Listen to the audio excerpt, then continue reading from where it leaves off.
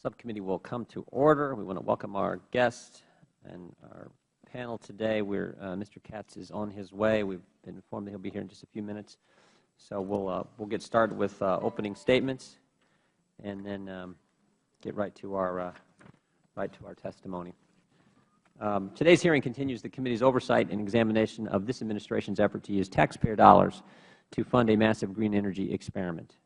The 2009 stimulus directed around $90 billion towards green initiatives, including loan guarantees for green energy firms, money to weatherize homes, green jobs training grants, and many other projects. The President told the American people that, quote, green jobs would be a major force not just for environmental conservation, but for economic recovery.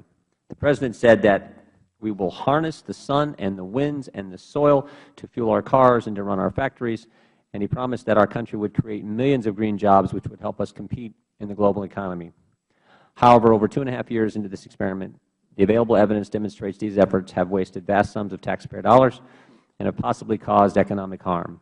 Even the Washington Post editorial board recently noted that green jobs offer a dubious rationale for Federal support of clean energy technology. To the extent that government creates jobs by subsidizing particular companies, it does so by shifting resources that might have created jobs elsewhere, close quote. This committee welcomes and embraces new businesses and technologies with the aim of increasing environmental conservation, but it is important that these be brought about by market forces, not political whims. Today we have a panel of expert witnesses who can speak to how the administration's green energy efforts have panned out and where we should go from here. The Inspector Generals from both the Department of Labor and Department of Energy have done thorough work evaluating the challenges we've faced as the economy has undergone these green initiatives.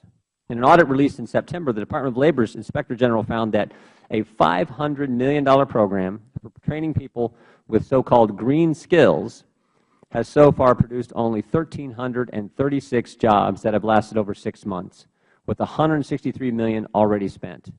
This amounts to $121,856 per successful green trainee. While these numbers are abysmal, the truth of the matter is even worse. Many of these people who went through this training to obtain, quote, green skills are likely worse off because of it. Instead of spending time looking for sustainable work or acquiring marketable skills, they acquired skills that are simply not valued in the marketplace today. This is yet again another well-intentioned government program that appears to harm many of the people it was designed to help. In his inauguration speech, the President stated in areas where government initiatives fail, quote, programs will end. And those of us who manage the public's dollars will be held to account to spend wisely, to reform bad habits. The available evidence seems to indicate that programs put forth by this administration aimed at promoting green energy and green jobs have failed and frankly should end. With an unemployment rate still over 9% and nearly $15 trillion accumulated in debt, the American people deserve more to see their government going further into the red with programs that simply aren't doing the job. With that, I would yield to my good friend from Cleveland for his opening statement.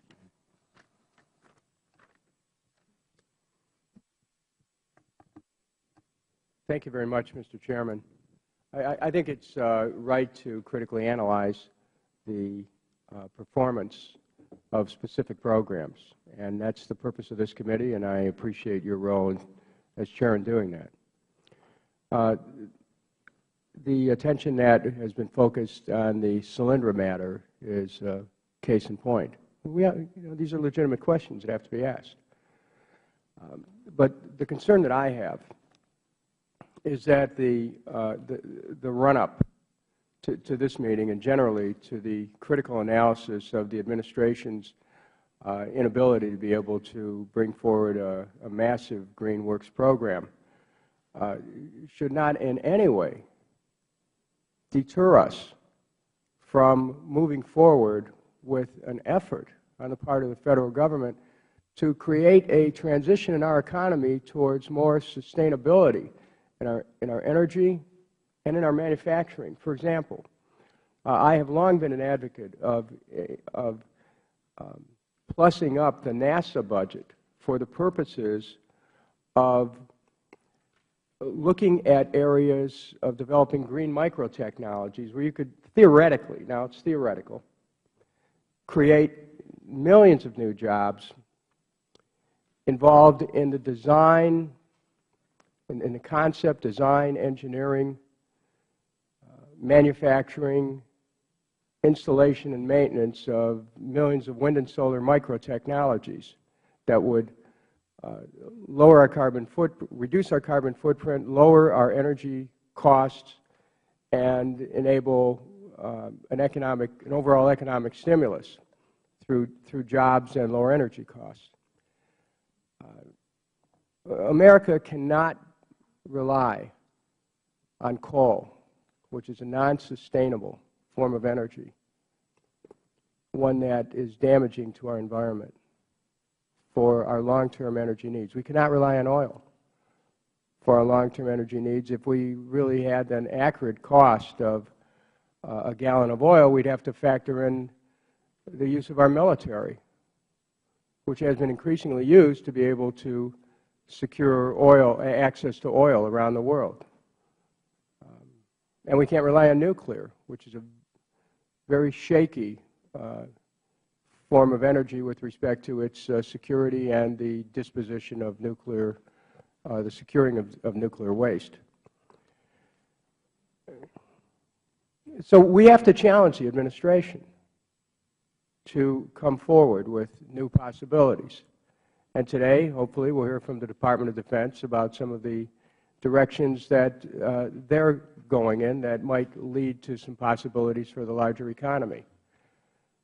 America inevitably is going to have to go in a direction of green. Our economy must go in that direction. There is money to be made in those directions. The fact that we've seen failure at the beginning, which is important to note because we need to know what not to do, should not cause us to conclude that there is little or no hope of being able to not just restore public confidence, but be able to restore our economy. Because in the end, that's what we are all concerned about, getting Americans back to work and finding ways to where America can seize the opportunity to catch the wave that is inevitably building of green technologies, and particularly with respect to energy. So I want to again thank the Chair for holding this hearing, and I look forward to hearing the witnesses' testimony. I thank the gentleman. I think he makes good points. I would just point out we're all for, I would think members on this side of the aisle are for any new technology that can help meet our energy needs. We just think the market is a much better and more efficient way of getting us there versus the kind of program we're going to hear about today from our witnesses. Would my friend yield? Be happy to yield. One of the things that I remember a few years ago is that, and this was in an investor's advice that was being given to people who were interested in energy stocks. This may have been 6 years ago. People were being told not to invest in green energy or wind and solar energy, and because they were being seen as quote-unquote fads, but to put the investment dollar into oil, coal, nuclear. Now, the market sometimes will go for the short-term gain, using whatever resources are there to max them out immediately for maximum profit, without any necessary concern about the society at large and about the future potential. So I understand you and I have had an agreement on the government not interfering in the market with respect to the bailout. We both voted the same way on that.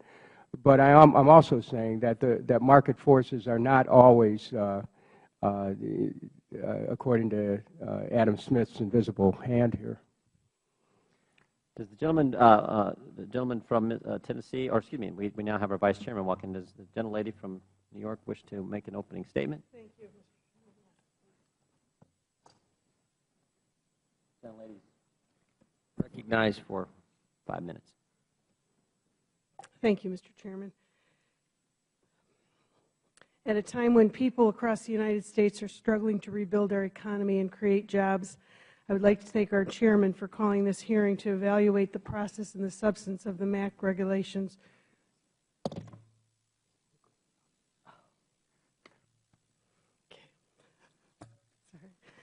Sorry about that. Wrong hearing. How busy it is. Thank you, Mr. Chairman. Thank you for calling this hearing, and I'll yield back my time. Thank you. Gentleman from Maryland, distinguished ranking member of the full committee, is recognized. Thank you very much, Mr. Chairman. I want to associate myself with the comments of Mr. Kucinich and say that I think we have to be very careful and not throw the baby out with the bathwater. I think government does have a role to play here, and a very important role. The Recovery Act provided some $49 billion to a variety of green energy projects, and that funding has been used to develop crucial new technologies, train workers for the 21st century jobs, and improve our national security. The Departments of Energy, Defense, and Labor, and the General Services Administration have been instrumental in this effort. However, only the Inspectors General from the Departments of Labor and Energy are here today. The title of today's hearing is, "Where Has All the Taxpayer Money Gone?" One of the largest recipients of the federal dollars for green energy programs is the Department of Defense. In a 2010 Memorandum of Understanding with the Department of Energy, the Defense Department said, and I quote, "Energy efficiency can serve as a force multiplier, increasing the range and endurance of forces in the field while reducing the number of combat forces diverted to protect energy supply lines, as well as reducing long-term energy costs. In addition, we are developing green jobs here at home. The Brookings Institution estimates that in my home state, for example, the green jobs in Maryland employ some 43,207 residents and pay out an average of $44,790 per year, which is higher than the median salary in my state. At a time when the middle class of nearly every state is shrinking, these figures are indeed good news. Finally, if we are going to remain competitive in the global economy, we must be willing to make